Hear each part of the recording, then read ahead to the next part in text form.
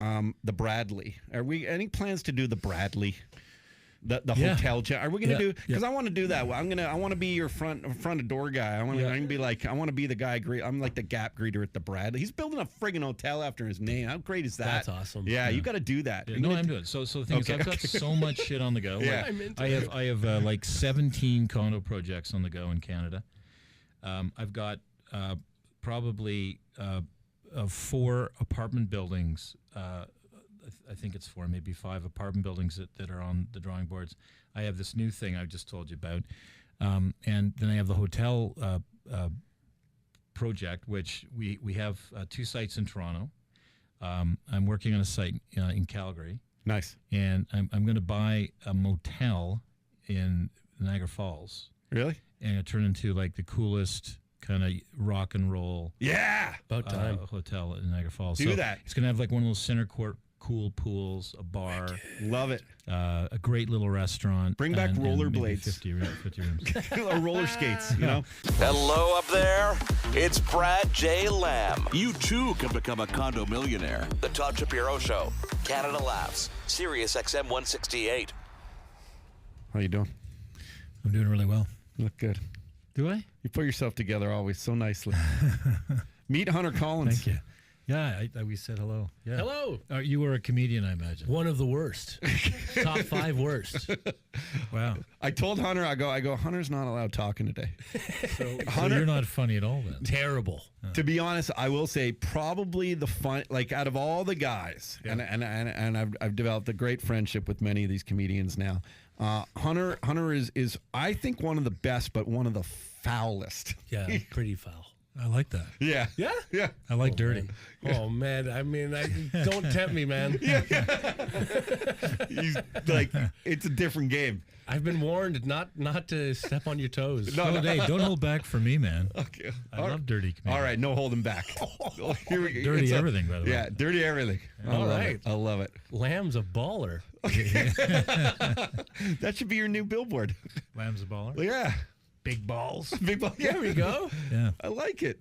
Lambs. I'm actually thinking of my next billboard. Oh, we can help create. Honestly, we should just be there and part of the brainstorm. I don't know about that. No, we'll come up with something good for you. A lamb with huge balls, like a lamb with my head on it, What? with huge swollen balls. Oh, yeah. Why not?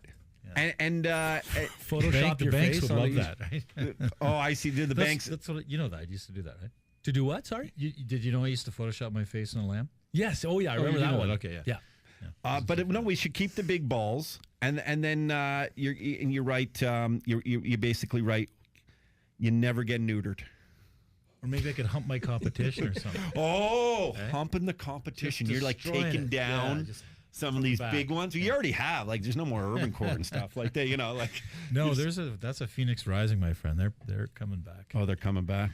Sure. How's the is the real estate development game just like it continued to boom in 2017? Is this crazy? You know what? It's going to be this year, like last year was insanity for the city. You know that the average real estate price went up about almost 20% this year overall in Toronto.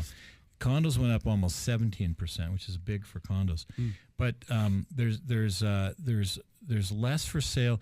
There's less. So the city in 15 years has changed dramatically. I think you'd acknowledge it's a completely different city. Every 5 years, it's a new city, right? So the amount of property for sale right now in January is a 15-year low. There's in the condo market, for instance, which has always got a lot of inventory.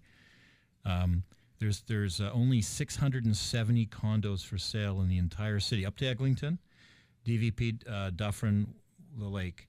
Last year at this time, there were 1,500 condos. There's only 670. It's going to be a terrible year for buyers. So because this is the supply and demand, there's not enough demand now. There's nothing. No, there's not enough supply. That's what I meant to say. That's what I meant to say. That's what I meant. Yeah, no. So trying to sound smart. basically, what it is that the city in their wild wisdom is shutting down development, right? And all the tricks that they play, all the little games they play to shut down development are slowly being successful at that. And the amount of land that's available today is insignificant in the grand scheme of things. There's really nothing. Although there's some big pieces that are coming, but but they're massive pieces. They're not really going to be residential, and there's no houses. There's no house land anywhere. Like if you look at the green belt and how it's choked off. And by the way, I'm a fan of the green belt. I think it's the right thing to do, but it's choked off land supply all the way down to Fort Erie. Like if you look at what's available in lots in Fort Erie and Niagara Falls and St. Catharines, which by the way, people are moving from Toronto there and commuting. Well, and I know you're a big fan of Hamilton. I know you're starting Television City soon in Hamilton, correct? And that's there's a GO station there that's going to be built right. I think on James. It's already done. Is it's functional? Is it on James or Locke? Or it's on at the end of James. At the end of James, and then it just right down to Toronto. You're here for 50 minutes. Go train or go bus? Go train. That's great. Yeah. That's great. That's great for people. Are you excited about the Hamilton project? I got to tell you that I think Hamilton. I think you have to revisit Hamilton and go and see it. I think Hamilton is the coolest city.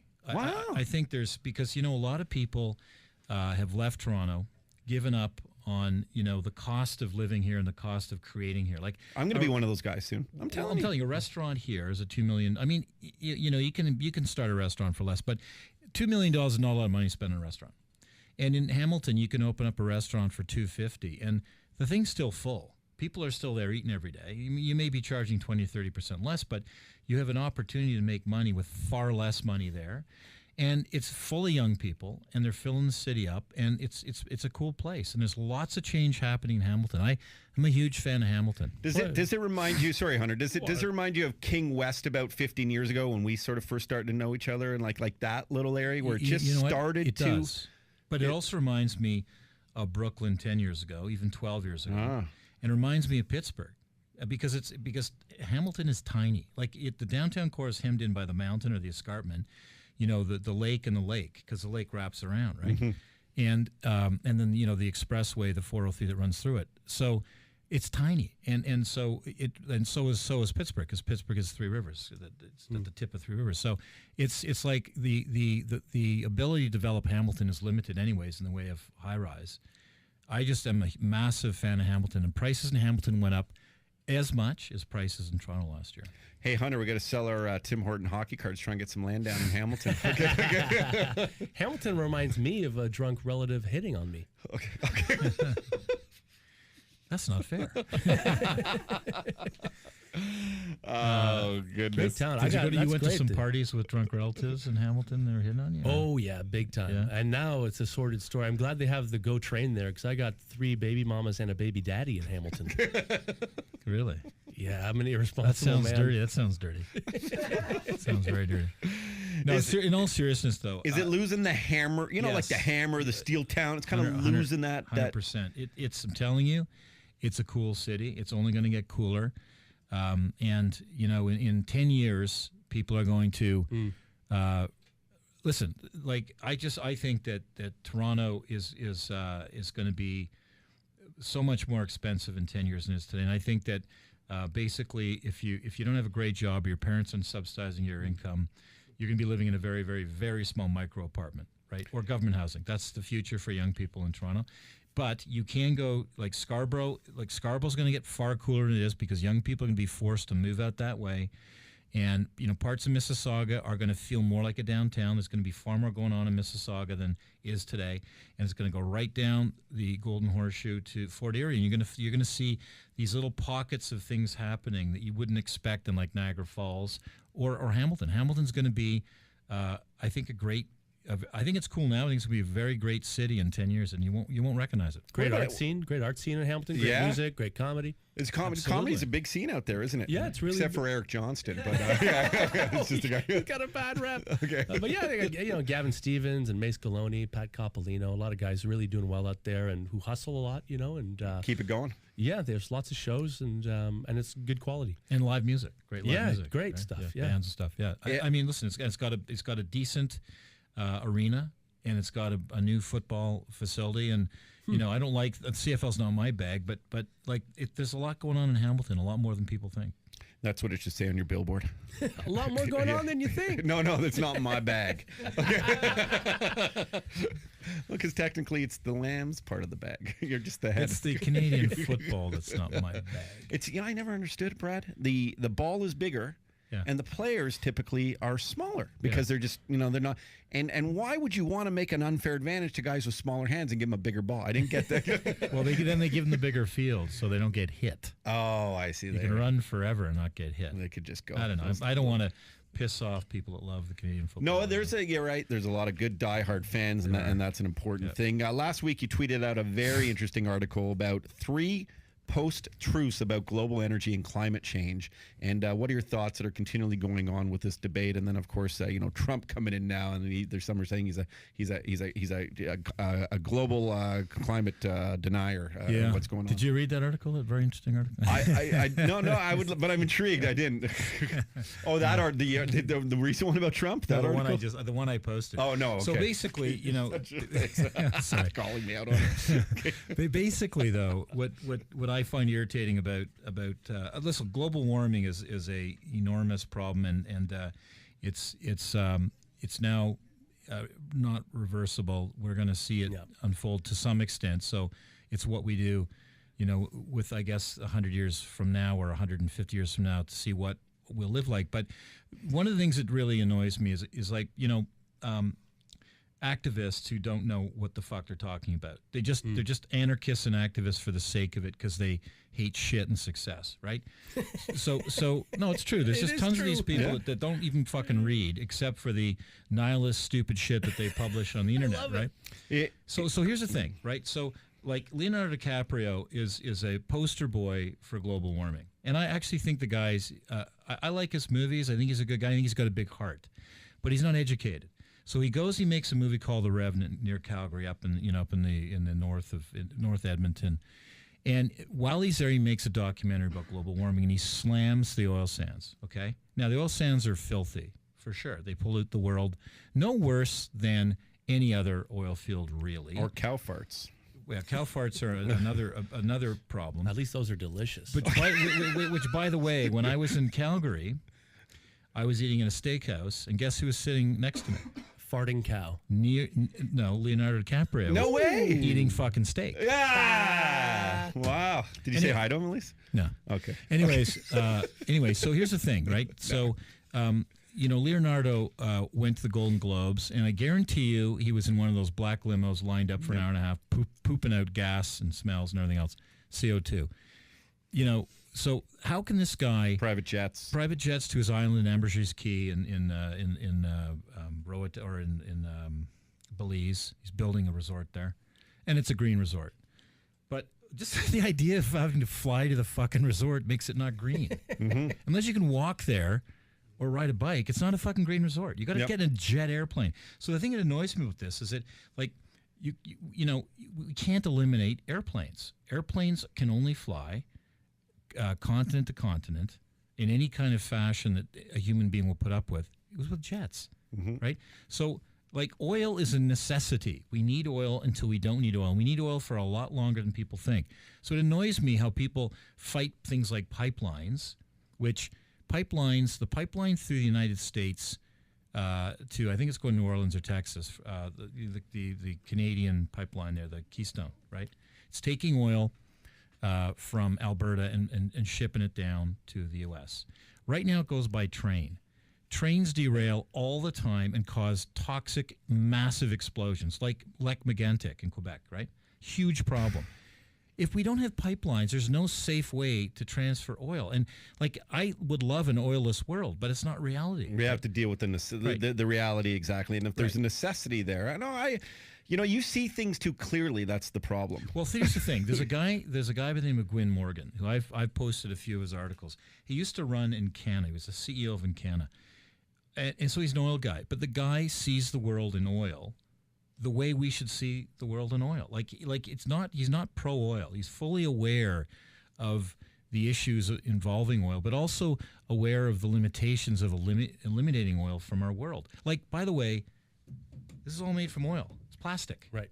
Like, people don't, these fucking anarchists have no idea that their cell phone is made out of fucking oil, right?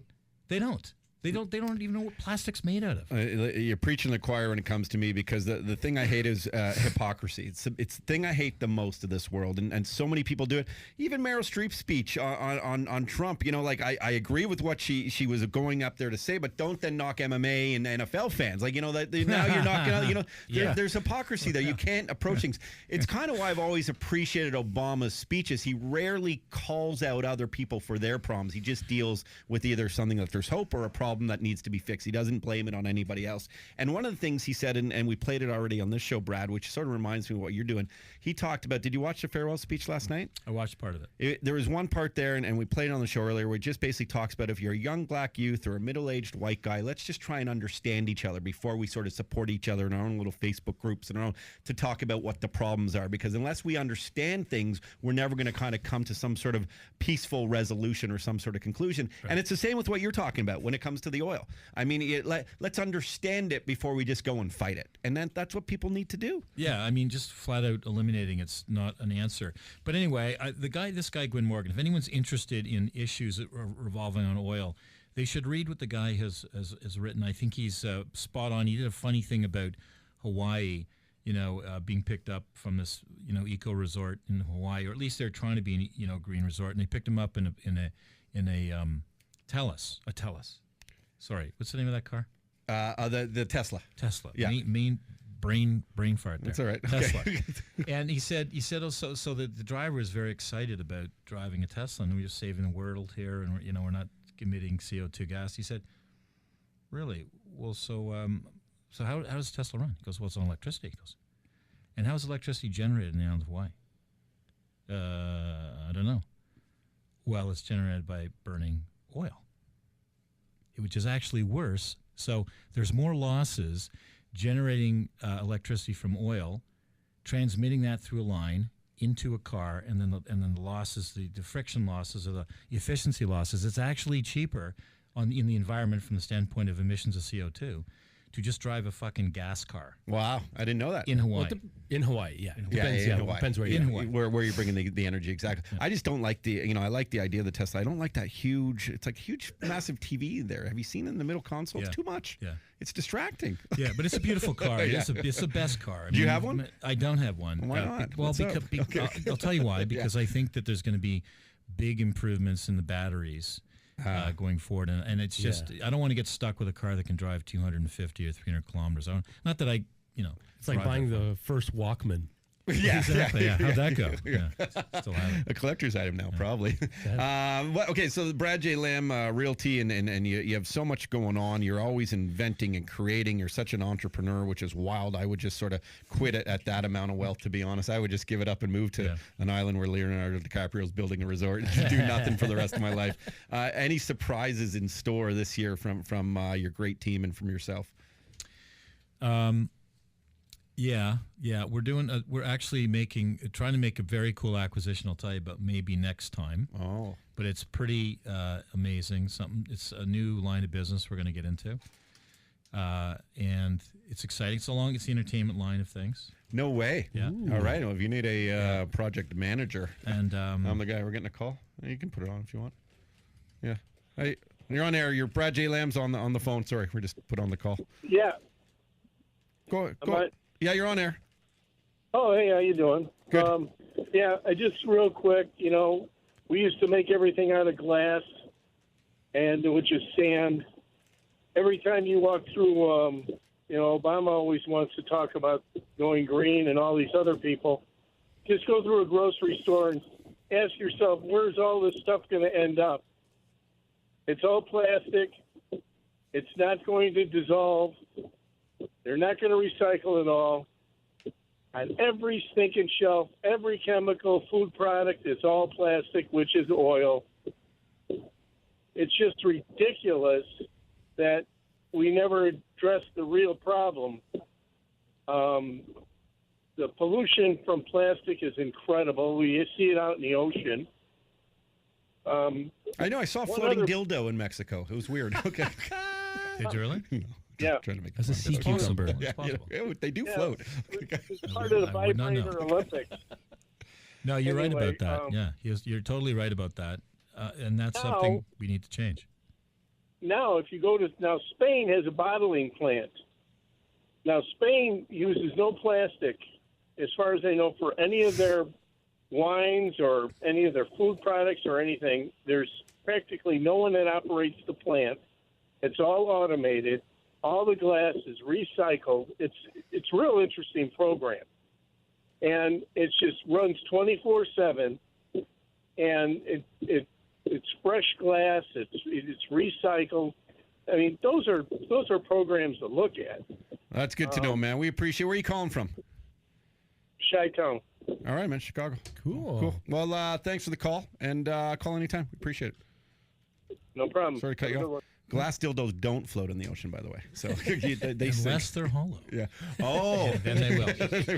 Sorry, we're talking about the big surprises in store. Something you maybe can let us know in a couple weeks, but having to do with the entertainment industry, and then we cut you off. Here. Oh, we just got a bunch of things. Got a whole bunch of new developments. We have one called Bauhaus. I don't know if we talked about that last time. Have we talked about? No, not that one. No, it's so Bauhaus is the original. Well, the first sort of modern architectural movement out of Germany. Mies van der Rohe. I actually talked to a real estate broker today about that. I said, we named it, Mies van der Rohe's movement, the Bauhaus movement. I said, you know who Mies van der Rohe is? And he's like, no. And I said, do you know who Charles Dickens is? And he says, no. I'm like, are you a fucking idiot? Really? Charles Dickens? We just went through Christmas, right? I don't know. Anyway, that was a segue. So yeah, we're doing a bunch of you just get frustrated by dumb people. Oh, it just kills me. Kills me, the lack of knowledge. Yeah, well, like anything beyond, 10 years after your birth, people know nothing. Yeah, they get stale. Yeah, it's unfortunate. Melchior, Balthazar, and Charles Dickens brought Jesus the gifts. That's what you're talking about, right? Charles Dickens and Christmas. Christmas Carol. Oh, all right. I had it twisted. Yeah, the very famous, tale that we all watch. Well, not all of us, but it's on television every year, and it was a book. And I'm a Jew. I have an excuse. Yeah, you know Charles Dickens. I know, of course, I know Charles Dickens. I know a little bit about architecture too. Chucky You'd be Diggs. surprised. I took a bit of art history back in the day. So yeah, Carleton. I don't remember much because that's the product of the most amount of pubs on one campus, probably. But the Bradley. Are we any plans to do the Bradley? The hotel chain. Are we going to do? Because I want to do that. I want to be your front of door guy. I want to be like. I want to be the guy. I'm like the Gap greeter at the Bradley. He's building a friggin' hotel after his name. How great is that? That's awesome. Yeah, you got to do that. Yeah, I'm doing it. So the thing is, I've got so much shit on the go. Yeah. I have like 17 condo projects on the go in Canada. I've got probably 4 apartment buildings. I think it's 4, maybe 5 apartment buildings that are on the drawing boards. I have this new thing I just told you about. And then I have the hotel project, which we have 2 sites in Toronto. I'm working on a site in Calgary. Nice. And I'm going to buy a motel in Niagara Falls. Really? And turn into like the coolest kind of rock and roll About time. hotel in Niagara Falls. Do that. It's going to have like one of those center court cool pools, a bar, Love it. a great little restaurant. Bring back and maybe rollerblades. 50 rooms. Or roller skates, like girls with short shorts and roller skates, just like around it. How about the girls with the short shorts? Just, that's okay, just sure. enough. We'll stop at short shorts. Anyway, I think Niagara Falls needs something like that. So, anyways, it's a lot of work, and I still have all the other shit I'm doing. Yeah, so I don't know how you do it. I'm trying to get around to it. I started like a social media influencer company, and like I'm dying doing even like all that, and that's like 2 things. Right. It's amazing, man. I'm telling you, it's serious. How do you manage the stress from doing all that stuff? Like, how do you pace yourself? Well, I guess the way, so, initially when I first started, getting involved in, I guess, business, I was affected by, bad people and bad decisions and just pressure and stuff. But then, I sort of just came around to the idea that some things will fail. There are assholes in the world that will sue you and affect your life and stuff. And so the way I look at it is I don't look for 100%. I look for 80%. If I can have 80% wins and 20% losses, then I'm okay. So if something's turning into a loss, I'm just like, okay, that one's one of the 20%. Just the only way to get through life as a businessman or woman is to realize you're not going to be perfect all the time. I like that. You know, we had some. I'm all about kind of being a little more inspirational in the new year. I'm being very serious. It was after spending some time with my kid away, and I took 2 weeks, and I forgot about the show. Like, and I promised myself that I had to do that because I was getting way too stressed out. Massive headaches, to be honest. Like to the point where I had to go see a doctor, get a scan, and everything's fine. But like, it was so bad, and so you know that we all have this big plight sometimes for. Maybe to be at a Brad Lamb status, to be honest. You know, when you start to think of wealth and stuff and power and stuff like that. But you gotta accept that there are losses, and you gotta also enjoy the quality of life, and that's a promise at whatever level you're at. I think is important for people to remember, and they should also live in the Lamb standard because it helps get you there. Well said. Brad? Can we help create that campaign for you on air? I'm serious. Like, can we have a brainstorm next Wednesday? We're gonna come with some ideas for the new billboards for Brad. We come up with some. You know, we had a guy here on the show who now does all of Pat Finelli's jingles on Pizza. Like, he does all his new jingles and stuff. Really? Yeah. That's like you don't need a media agency. You just need the brain of Todd Shapiro. So you know, I never hire a media. That's why my ads are so shit. We never hire a media. No, because they're effective. How many people know about the head on a lamb, bro? They're effective, but they're not award-winning type ads where, you know, I've had friends in the ad agencies and they're like, Brad, just let us do it for you. I mean, and I'm like, no, I got to do it myself. No, because that's bullshit too. They're just feeding each other, giving themselves these certain awards that look good just to make sure they can justify taking a huge percentage of it.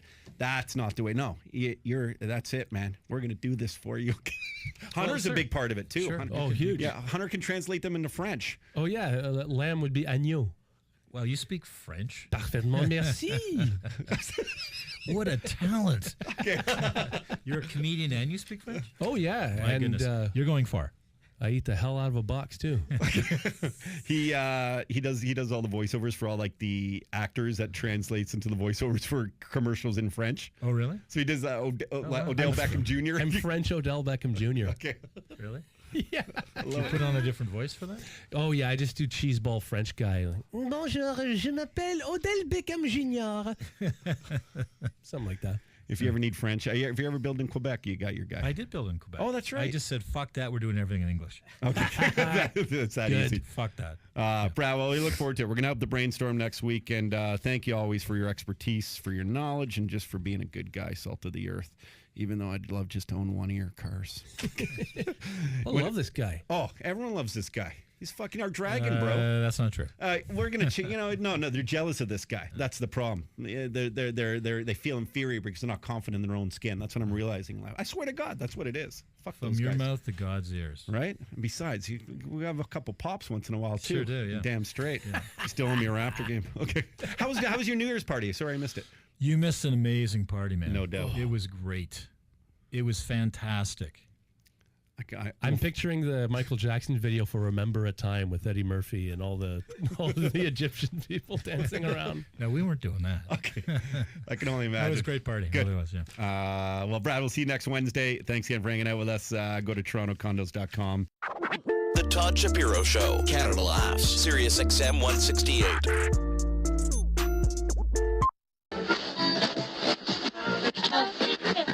The Todd Shapiro Show. Hey, thanks for watching that video. You can subscribe over there, or you can watch another video over here.